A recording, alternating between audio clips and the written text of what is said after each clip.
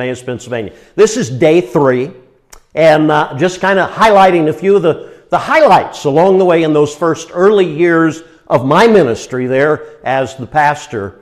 And thank God for what He's done there through the church through the 40 years, all of that. Not trying to just highlight what happened while I was there, but indeed I think it did set a direction for our church that continues to this day. I remember it was that first year when we had a missionary come in by the name of Milton Martin, and he began to present to our church not only church sent missions, but especially the idea of reaching the world and reaching out with the gospel. And we talked about during that time the idea of why don't people write their own personal story in order to tell people about how they got saved. And so what we wound up doing was beginning to challenge people within the church to write their story, how they got saved. I remember during that time there were some folks who were resistant. Part of the reason was, for some of those folk, it was that they were lost themselves. And a number of people ended up giving testimony that what caused them to get saved was having to write their story and realizing they had no story to write. But it was that very first person who wrote his story. He wasn't able to write it. Sam Blair was a member of our church. He was up in years. He was over at the Devon House at that time. Sam was a personal friend of mine and a great prayer warrior. Loved that man. And Sam was willing to write his story, but sitting down writing it by hand, just not the thing. And so we ended up recording his story and then taking it and writing it out. And his testimony tract is still out in the front foyer there and can still be read. Sam's with the Lord now. He was a dear man of God whose life was transformed by the gospel of Christ. But he began that first gospel story, testimony, if you will, of one man's life. And from there, now, not only do we have well over 100 personal tracts that have been written, but a number of churches around the world have begun to do the same thing. They've begun to copy us, and I'm glad of that. Some churches have even done a better job with the way they present the tracts themselves, the look of the tract, but we pioneered that at Lehigh.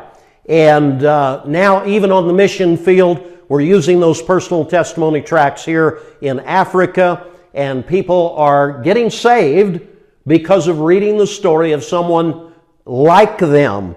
And that personal testimony tract can make such a difference. And so I encourage you, if you haven't written one, you write it. If you don't have a story to write about, get saved so you can have something to write about. That set a direction for our church of personal evangelism, not just corporate evangelism, come to church, but personally taking their tracts and stories out. Another thing we did during those early years, we started the Living Manger program. Now, one of the reasons we did that was real simple. During that period of time, we started reaching out with the idea of trying to get our community in so they could find out that we weren't horned devils. We had a bad reputation in the community when I first came there, and lots of rumors and things that weren't really true, and maybe some things that were, I don't know, but it was definitely a detriment to Lehigh.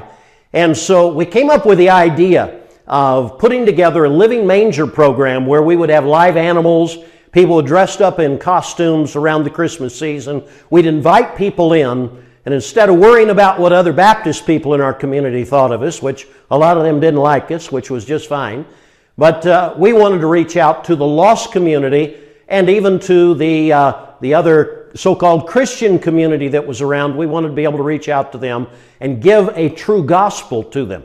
And that's literally what happened. For a number of years we did that, and probably up, I don't know, we probably did that for 8 to 10 years. And I'm going off of memory here. But we had all kinds of people come through and watch that, and sometimes we'd have up to 1,000 people in some seasons, and they would come and hear the gospel. But then that would end up becoming a goodwill gesture within our community as those people would go back and talk to their friends and family and tell them about what a good time they'd had and how enlightening it had been to be at Lehigh Valley Baptist Church. Now, what was our goal? Well, our goal was real simple, one thing. We wanted to be reaching out with the gospel of Christ. We'd begun in the early years teaching people how to use personal Bible studies to reach out, and then out of those kind of events like that Living Manger program, our individual members were able to meet people and get into their homes and give them the gospel and sit down with them and explain from the scriptures how to be born again. Our church had a very strong focus on evangelism in those early years, and it was battled. Now, when I say that, I mean it was battled. There were people who did not like that within our church. There were some of the leadership who fought it as well. But over the years, ultimately those things changed, and our church was able to reach out, and to this day, that evangelistic outreach continues. Lehigh is a very strong evangelistic church, even right now at this 40th anniversary.